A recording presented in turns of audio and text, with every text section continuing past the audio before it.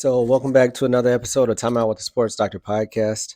And I am coming to you live from San Francisco, California. I have the opportunity tomorrow to speak at one of the largest medical conferences, surgical conferences in the world, the American College of Surgeons. So, I just wanted to come on to tell you about this week's episode. I'm actually going to be sharing with you the last talk that I gave, which was a keynote speech at the National Medical Association in New York City. I was able to speak to a group of young, aspiring orthopedic surgeons, mainly residents and medical students who want to go into orthopedic surgery. And I was able to share my story and share my journey with them, all the ups, downs, and the struggles, some of my shortcomings. And I felt like I was really able to connect with the audience by being vulnerable. Tomorrow, I'll be talking about empty promises in the job search. So you never know when you're going through something, how that your experiences will later might be your platform and how you might be able to help other people from your struggle. So just be willing to share, be willing to be open, and be willing to be yourself, be authentic in everything that you do. So I hope you enjoy this episode. I hope you enjoy listening to me share my story about where I came from, who I am as a person, my family values, and things that really drive me to be the surgeon that I am. So thank you for continuing to support this podcast. I know we're not with you as frequently as we were at one time, but I hope that this podcast is still adding value to your life. And give me feedback. If you want to hear about certain topics, reach out to me. Or if you have somebody that you want to hear from on this podcast, reach out and let me know. Be blessed and have a great week. So good afternoon. I know it's been a long 2 days, but I'm glad to be here. Thank you to NMA, number one, for having the orthopedic section. And thank you to Dr. eBay, really thinking outside the box with this topic. We asked him about this a few weeks back, and we're just kind of doing a lot of pondering about what does this topic mean to me and how will it best benefit you. And then when I walked in the room yesterday and really seeing everyone, it started to really click why this is so important. So what I'm going to do is really share my personal journey because, I remember how it is being intervention. I call myself one of the intervention beta testers because I met Dr. Bonnie Simpson Mason in 2002 as this was all coming into existence. So, intervention just had its 20th anniversary, so I was here before intervention. So I've been able to go through this same process and really understand how it is and what things you're going through right now. So I have no relevant disclosures, and we're just going to start off by sports medicine. So when we think about sports medicine, we have kind of the social media view of what we think sports medicine is, right? It's the limelight, it's the highlights, it's taking care of the biggest name athletes and being on the biggest stage. And I'll admit, when I first started off, when you think, hey, I want to do sports medicine, I want to take care of a pro team, right? I want to take care of an NFL team, an NBA team, but it's far more than that, right? So this is what we think it looks like. So, bottom left, that's me as a fellow in Cincinnati, taking a picture with my dad at the Bengals Stadium. This is me in a cameo shot with Coach Prime. But it's so much more than that. So this is what we think we're getting into, and this is the reality of it, right? We're here to take care of athletes. We're here to take care of people. So any given day, I can do any of these things, sometimes all in the same day. So in the clinic setting, this is a true picture of a kid taking care of them at a Saturday morning injury clinic, still showing up with tape on from Friday night. We always got the operating room, but we're also taking care of athletes in their gyms, at their schools, doing physicals and things of that nature. Just really taking care of the athletes where they are. So this is kind of the plan for the talk, right? So you gotta have a game plan. You might not always stick to your game plan, but you gotta have a game plan. So this is actually me as a flag football coach for my son's team. He doesn't really care how busy I am as a sports doctor. He cares about me as a dad. And right now, I've got to help foster his growth on his way to the NFL. He's still going to be NFL and MLB at this point, but it is what it is. So we're going to talk about my personal journey, talking about the role of a sports medicine doctor in higher level sports, But also some of the pros and cons of it. Effects on your family. It's a lot of time, a lot of travel. And I'll tell you how I kind of balance that. We talk a lot about work-life balance, which is a very difficult topic to even describe, but what I try to do is incorporate my family as much as possible in what I do.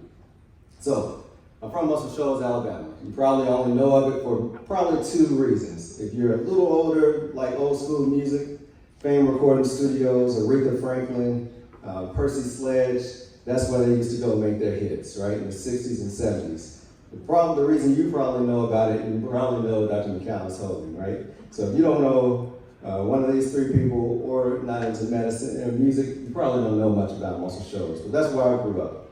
And growing up in Muscle Shoals, Alabama, you didn't see a lot of black doctors, definitely not black orthopedic surgeons. I only knew one black physician my whole life growing up until I went to Xavier, or until I got to Howard. So I'm a first generation physician. My grandparents were indentured servants.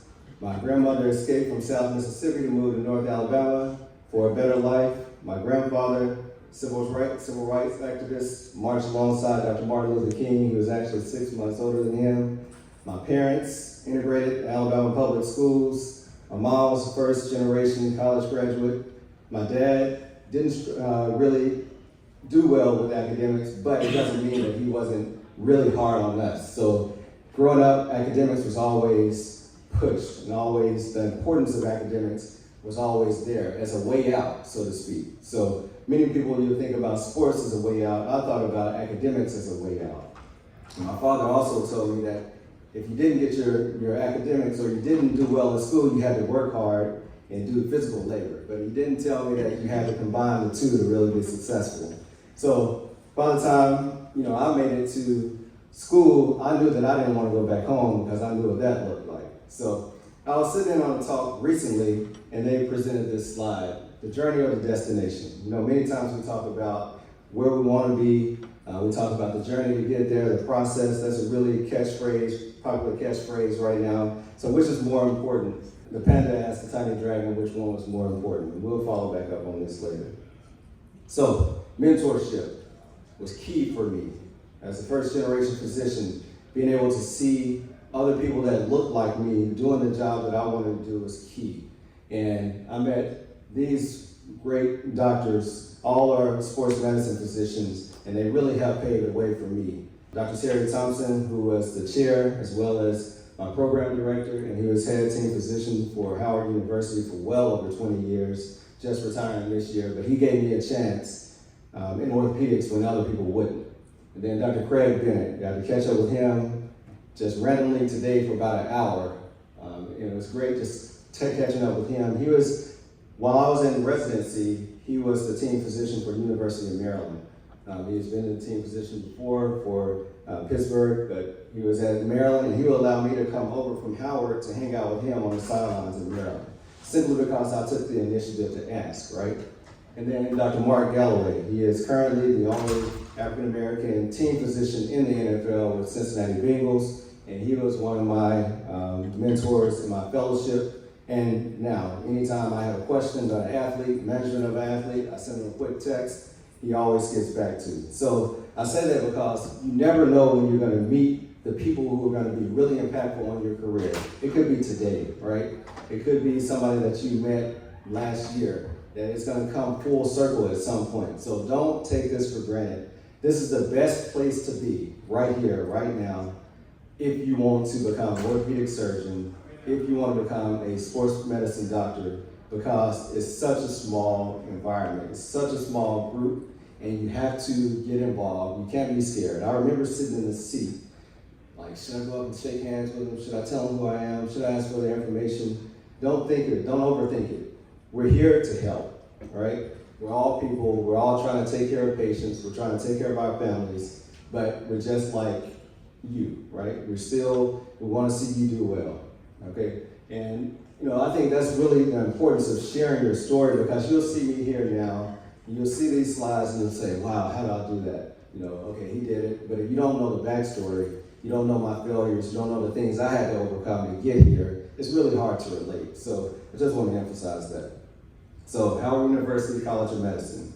and then Howard University Orthopedics. So spent 10 years in DC. It was great.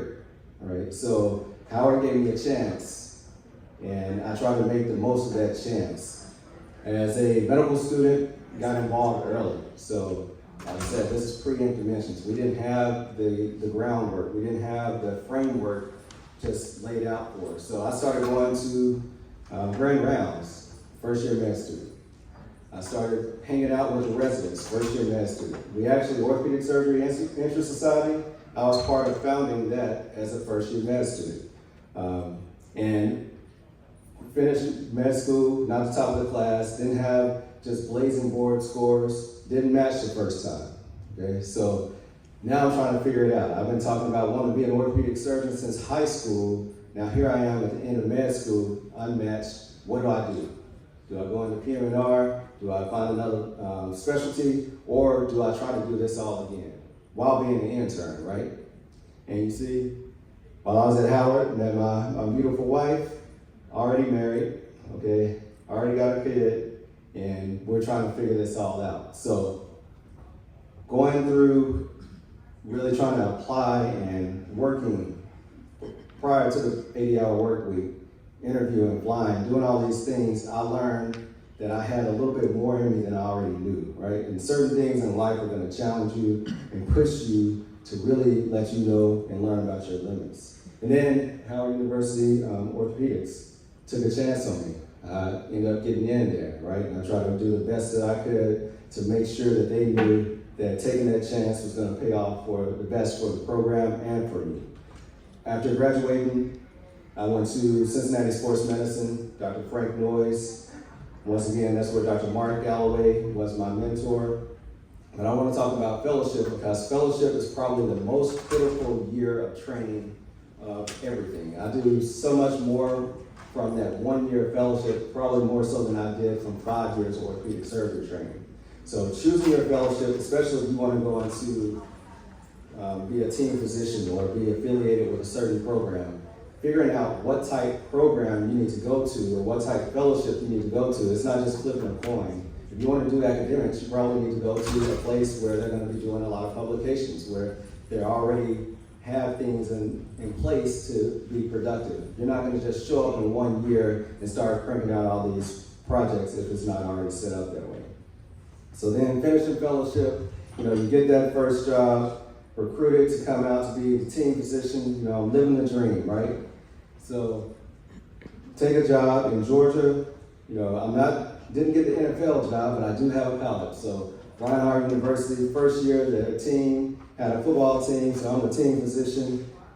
Season's going great. I'm out in the community. See, I'm shaking hands. I'm at the county fair. I'm meeting people. I'm supposed to be in the Dancing with the Stars coming up, and boom, January 8th, 2013.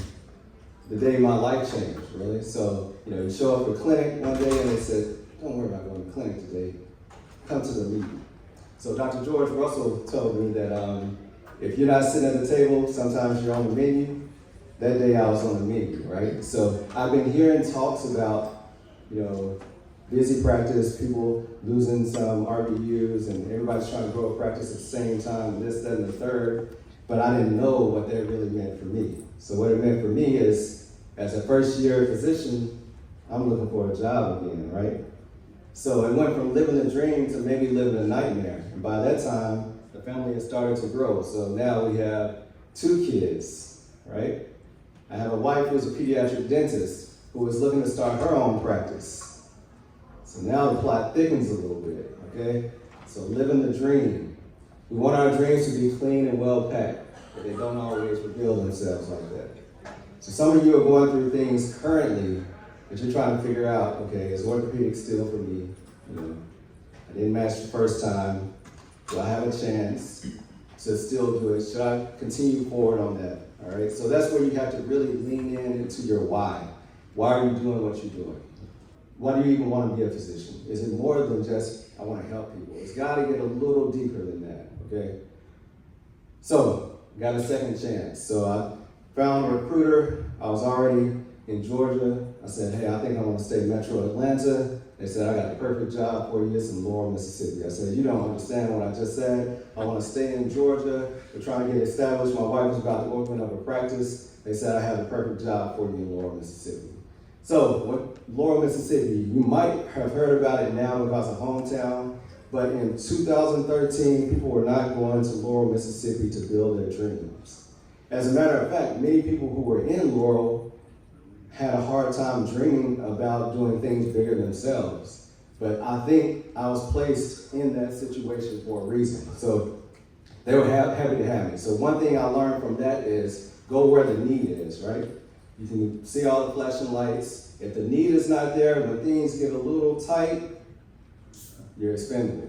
If you go where the need is, they're gonna work with you a little bit more because they're gonna really appreciate the value. So by this time, you see, I'm signing the contract.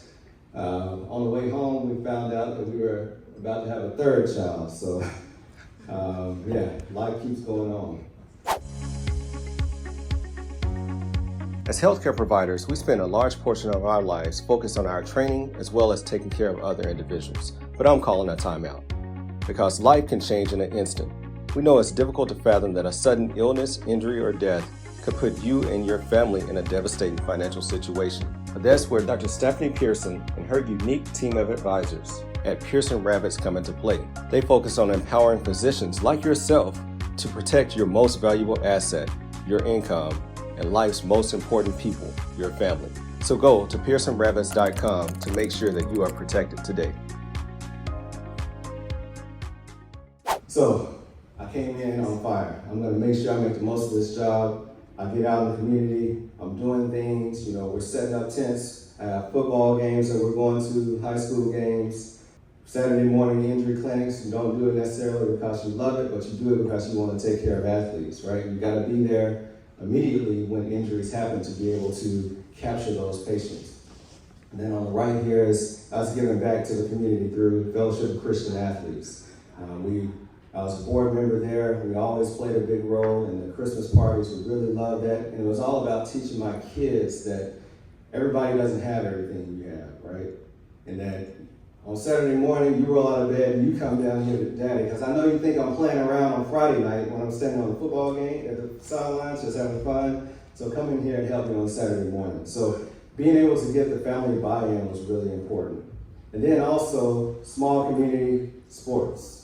How do you win over a small town through it? Many times it's going to be on the field, right? So here we are, Watkins Stadium. This is Laurel, right? So they're very proud of their football team. This is the first all-lit stadium in the state of Mississippi. I really did not know they had that action going on, but okay. So important people on this slide that I met. To the left, Akeem Davis. One thing also, the quarterbacks in the small cities run the town, right? So Akeem Davis, former Laurel grad, went on to play in the NFL, went undrafted. Now he's a coach. Now he's at UNLV. But this was a relationship, one of the first relationships I made in Laurel. 10 years later, I'm still helping him with his football academy. At the top, Mr. Keon Howard. So when I first got to Laurel, he was the junior stud quarterback. So he ran the team. And he would always come in on Saturday morning, not because he was injured, because he cared about his body to get the extra treatment. And one day we were just sitting there, and he said, Doc, why are you here? Why are you here? I mean, you just left the Bengals, and why are you in Laurel, Mississippi? And when he said it, he's a high school kid. What did he really mean by that? But I mean, it hit me deep. I'm like, why am I here? And I still think about it now. And we've had this discussion many times because I was sent to Laurel on a mission. Number one, I needed a job. That's why I was in Laurel, right? But I was in Laurel because I knew there was a lot of kids that looked just like me that needed to be able to dream past what they were seeing. They needed to be able to see someone doing something that they'd never seen before. And then Coach Breland, he brought me on the field. First time I went to the high school stadium, they had a 7-on-7 event. And he said, team, look, this is your new doctor. He put his arms around my shoulder and said, whatever he tells you, we're going by. He didn't know anything about me. He heard, I work within the NFL, but he said, this is your doctor. So you have to have the buy-in. You have to get coaches and trainers to trust you. You can be the team doctor, and you can realize that the trainers are sending all their surgery somewhere else. You have to get buy-in. And then Charles Cross, he's first rounder, so stud. He plays with Seahawks now.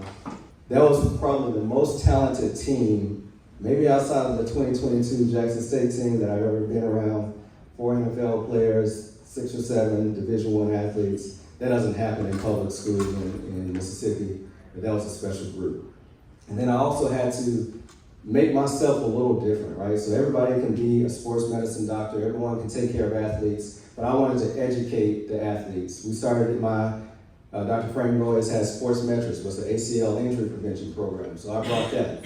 So that's what's going on in the left picture. And we started off in this little room that was there for old lady exercise, but that's what we started with. And we built more. As I started to show a need, they gave me room about this size to be able to have a little turf, have some weights there.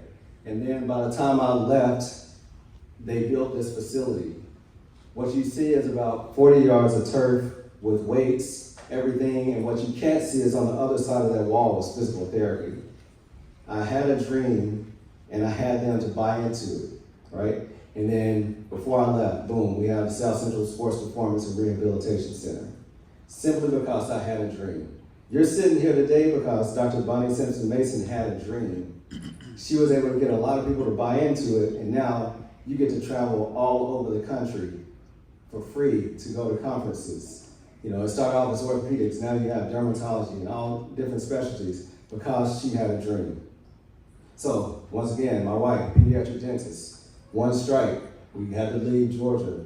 Boom, here she is, she builds her own practice. So, we'll come back to that story later. But it all, you have to just keep going, have to keep going. So leadership, so 2020 hits, right? So sometimes you're not gonna be more than just a doctor. You have to be an advocate for your patients and for your community. So much misinformation going on, a lot of mistrust. So what did I do? I reached out to the people that I formed relationships with. Everybody here is either a coach, a former player, and then we made this campaign about mask wearing and different things. I can't get everywhere, but athletes, people will listen to athletes, right? More so than you listen to their doctor sometimes. So I had to really collaborate with those. Once again, Mr. Keon Howard, quarterback. So now he's at Tulane. He calls me one day and said, "Doc, I think I want to do something at home. I think I want to feed the kids. They're out of school. They're not going to be able to have lunch. I think I want to feed the kids." I said, "I like that idea." I said, "Well, who's bought in?" "Well, Doc, I got about $150, $200. I think I can buy lunch for them the first time." I said, "No. Give me a few minutes. Let's talk later on." I started to reach out to people because I knew if I could get the assets, I had access, right, that he didn't have. And if I could utilize the asset, people that I had, we could do this together. So I called him back. I said, "All right, we got the first day covered."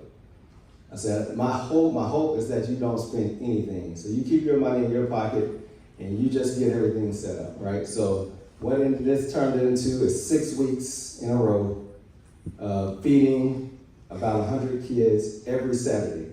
He spent no money because I was able to get people to buy into his dream, all right? Then what happens? At the end of this, a F4 tornado comes through, rips up the town. His last feeding event turns into a clothing drive, simply because he had a dream. He reached out to me, we were able to collaborate and do it together. Leadership. So leadership comes in many different forms, right? So first job, over in a year. Now I'm established in Laurel, medical staff president. Really didn't see that coming. Only 2 other minorities have been medical staff president in that hospital, and they had long careers there. My 6th or 7th year, they asked me to be medical staff president. And then the other, getting this board certification. That was a proud day. It was early in the pandemic, but you see I'm still smiling because I had to fight for that certificate. So you have to invest in yourself. Many times, especially you have things that are giving you trouble. Standardized tests for me, right? Invest in yourself to be able to get the accreditations that you need. So life is going well. As you see, my wife's got her dental practice established, and then I get the call, Dr. George Russell. So I don't hear from him much. I heard from him when I first got there because I had an open fracture that I did not perform the standard of care, and he called me to let me know that, and I appreciate it. He said, but if you need me, I'm always here. Anything you got questions with? And he was serious. I mean, it would be 10 o'clock on a Saturday night, I'll shoot him a text, boom, he replies, you want me to take that? Sure, yes, sure. But then I get the call that says, Doc, I need you. I'm like, what do you need? He said, we have a contract with Jackson State University. Right now I don't have a sports medicine doctor. This is early February, and spring training is March 22nd. It's the first day of spring training. He said, can you help me? I said, absolutely. I don't know how. I got a full-time job. I'm in Laurel, Mississippi. I'm 95 miles away, but yes, I want to help. Because what he didn't know is that back in 2020, with some of the people in this room, we started to try to dream about what could we do to help as minority physicians to buy into the momentum that Coach Prime had at Jackson State. So we actually had some initial talks with the university, and then we didn't know, it just went quiet for a while, but they had some turnover going on internally, so I thought it was over. And then a year and a half later, I get the call, are you ready to get in the game, right? So I was able to jump in at that point because of all the work and all the preparation I'd done in the past. So 2022, when opportunity knocks, it might not knock again, right? So I'm running a full-time job. Don't forget, I've done this before. I've been an intern while reapplying to orthopedics. So I have my full-time job, I'm covering call in Laurel, and I'm driving up on the weekends to Jackson. I'm traveling with the team. And, what if I had passed that one opportunity? Coach Prime was gone, I would have done that again, right? And then Dr. Russell was gone. If I hadn't taken that opportunity then, what would that look like for me now? And what if I shot away from Dr. Russell when he called me to correct me that first time? Would he have been, willing to work with me 7 or 8 years later? But he saw that I kept coming back, right? So, great season, took care of some of the top athletes. You see, Shador Sanders, Travis Hunter. It was a wild year, but we were there for it all. Boom, there's family again. My kids enjoyed these JSU games. They probably think they're alumni already. They don't know what a football ticket looks like, but they know how to make their way to the sideline. So, growth can be uncomfortable and difficult, but growth is necessary if you're going to continue on the track that God has destined you for. All right, so here we are. We get through this glorious year, and I'm like, okay, what next? Man, I've checked almost every box that I could possibly check in Laurel. I built this sports performance center. I've been medical staff president. I feel like I've hit my ceiling, all right? So they say, do you want to take this full-time position as assistant professor? My wife just established a practice a little bit over a year ago. Yeah. So, a lot of thought and prayer goes into that, right? Because what's the effect of your career on your family? Many times, what if you're married to another physician, right? You have to really figure it out. You gotta have these tough conversations. So, we prayed over this. We try to play out every scenario. And you don't know how things are gonna play out, but she said, look, if this is what you're being called to do, I got your back. And that's the type of wife that I have. That's the type of person she is. So, boom, here we are. All right, so assistant professor, now taking care of Jackson State University, 16 sports, over 350 athletes, have 6 private and public schools. We also have affiliation with the Mississippi Braves minor league team, and it's been a great year. So now my pool has grown. So now I'm educating residents. I have fellows. We have primary care sports fellows. And then we have medical students that we're able to mentor. And mentorship has always been something big for me, but now I have a more active role in interviewing for med school, interviewing for residency spots. So no steps are wasted. And here's the current squad. We have Dr. Dodson, you all know, Dr. Donald, he's our primary care sports guy. See Dr. eBay smiling real big and bright back there. He holds it down for us. A lot of times when we're traveling with Jackson State, We need Dr. eBay to step up these Friday night clinics from 9:30 to 11:30. You can't get many people who show up, but Dr. eBay shows up for us. So we'll go back to the question, which is more important, asked Big Panda, the journey or the destination? The little tiny dragon said the company.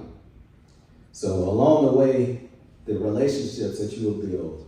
As you see, Dr. George Russell, this is actually where Dr. Hogan's celebration for him becoming chair at the University of Pittsburgh.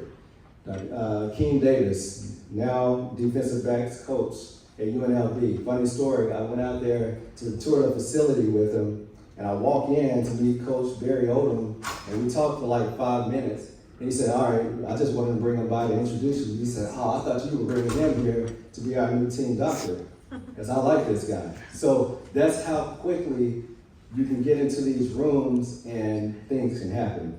And then Mr. Keon Howard, this is just yesterday. This is Keon sitting down front. Keon is now, we talk weekly, if not more. My kids think he's their big brother, right? This all started at a Saturday morning injury clinic where he questioned me and challenged me, and we still talk about that to this day. So never take for granted the people that you meet along the journey. Thank you for continuing to support this podcast. If you enjoyed this episode, then please leave a 5-star review. And if you haven't done so, subscribe so you continue to get the updated episodes. Until later, peace. Hey, time out with the sports doctor. Keep our head right in the game. We ain't never stopping. You are now tuned in. Trust you don't want to miss. This is where life, sports, and medicine